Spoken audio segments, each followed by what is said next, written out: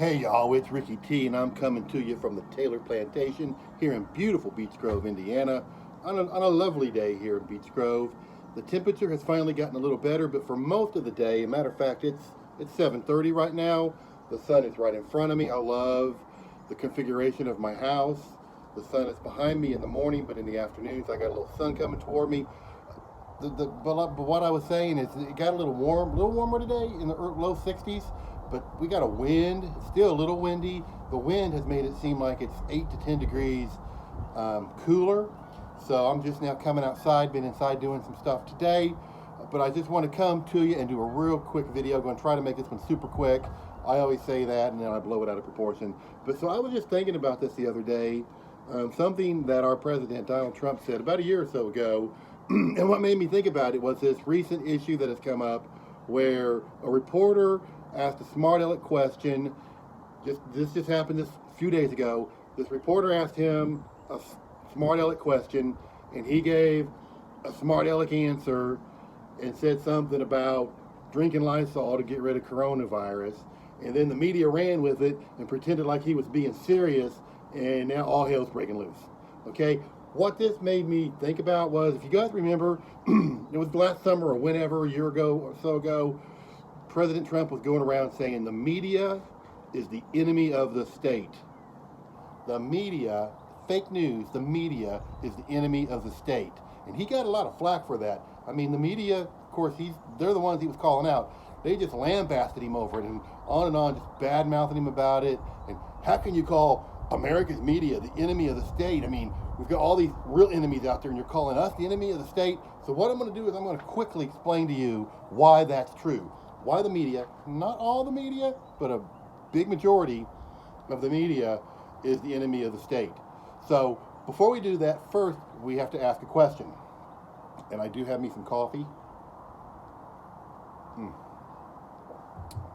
Good coffee. So first of all, we have to ask the question. What is the role of the media? What is a journalist's job? And it's very simple. A journalist, the media, their job is very simple. They go out and they gather information.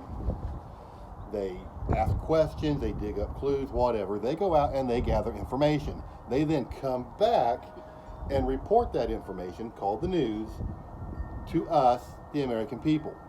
Now, when I say that, what that means is you gather the information and you non-biasedly just regurgitate the information. You put it in an intelligent manner and you regurgitate the information to the American people to give them the facts of what they found out on whatever the topic is. Whether it's politics or whether it's a football game. What were the facts of the matter? Just tell me. And then when you tell me the facts, it's up to me to digest those facts and come up with my own conclusions. Now, I could get some information and you could get the exact same information and we could come to different conclusions. But at least they've provided the information, and now we have taken that information and we're coming to our own conclusions. That's Jacob's down there getting ready to mow the grass again. Good job, Jacob. That's my boy. But that's not what happens.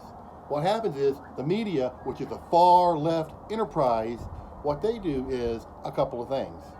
Sometimes they just straight up tell lies. The media is putting forth a narrative that is in their advantage, that will increase their ratings or will prop up their points of view to move America in their whatever direction it is they want America to move into. So I can give you some examples of this. One example that I can think of right off the top of my head is, if you guys remember back when Barack Obama was president of the United States, and for a couple of years, really, every several weeks we were seeing a video of some police officer harming a black person, beating them up, shooting them, whatever. Now, a couple of problems here. First of all, we just saw a little snippet of the video. We didn't see what happened first to precipitate what we did see. So we're not getting the full case. We're not getting the full story. Michael Brown is a prime example of that. I won't go into that one. And even if what they were doing, there was no excuse for it. Whatever happened before doesn't change the narrative of the little snippet of video. The only thing they would show is when a white cop was doing something bad to a black person. They never showed you when a cop, regardless of the race, did something to a white person. Now, when you look at the actual data, obviously, since Caucasians make up over 70% of the population, and black folks make up just under 13% of the population, in raw numbers, whites are going to commit more crime than blacks. But if you look at it on a per capita, so how many per thousand, how many per 100,000, blacks commit 3 crimes to every white's 1. However, when you look at the stats and when you look at how many people are killed by the police, whether it was justified or not, usually it's justified. Usually you're not seeing what that person was doing prior to whatever happened. The cop is protecting himself usually, but nevertheless, the actual statistics show from 2015 through 2017, which is the most recent stats I've been able to find, is that 2 whites are killed for every 1 black. But did you ever see any newsreel showing a white guy getting beat up by the cops or getting shot by a cop? No, you didn't, because that didn't rile the people up. That didn't give you big ratings. The media was pushing their own agenda. They were only telling you part of the story. Another thing they do is they'll show you, like when somebody's talking, like the president's talking, they'll just give you a little piece of what he said, and they won't show you like more of it, and they will show you just a little piece that totally changes. If you only heard that one little piece, it totally changes what he was saying as compared to if you heard the whole thing. For example, you'll see a clip that a lot of the news media has played where President Trump makes a statement saying that coronavirus is a hoax. But he didn't say coronavirus is a hoax. What he said was the Democrat and the media's exaggeration and politicizing of coronavirus is the next hoax. What he was saying is we had the Russia hoax with the Mueller report hoax, then we had the impeachment hoax.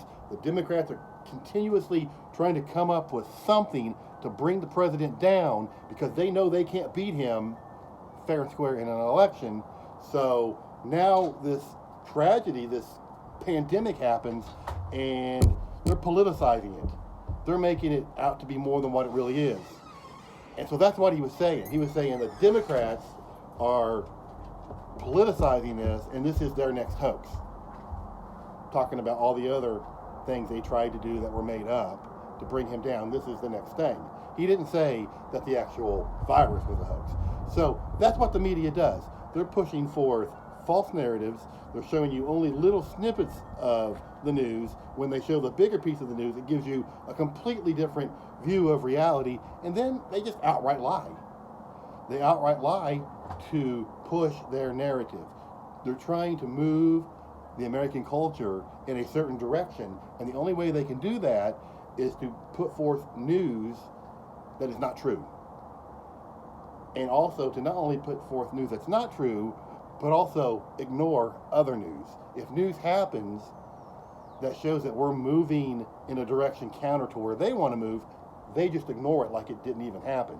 And unless you're really searching for news, for fair news, there's a lot of things that happen that you should be knowing about that you don't know about, which you got to look for it. So that's what he means when he says the media is the enemy of the state.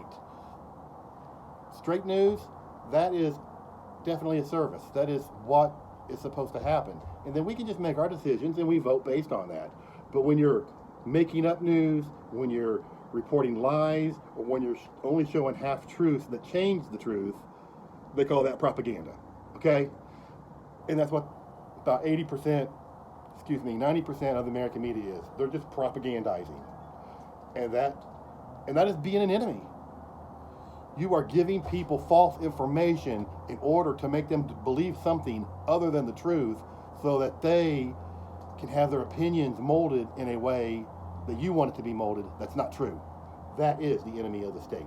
Okay, y'all? That's all I got. I'm not going to make it any more than that. But I was just thinking about it after what happened this week. And yes, in many, many cases, The American media is the enemy of the state. Y'all know I love you, and until next time, God bless America.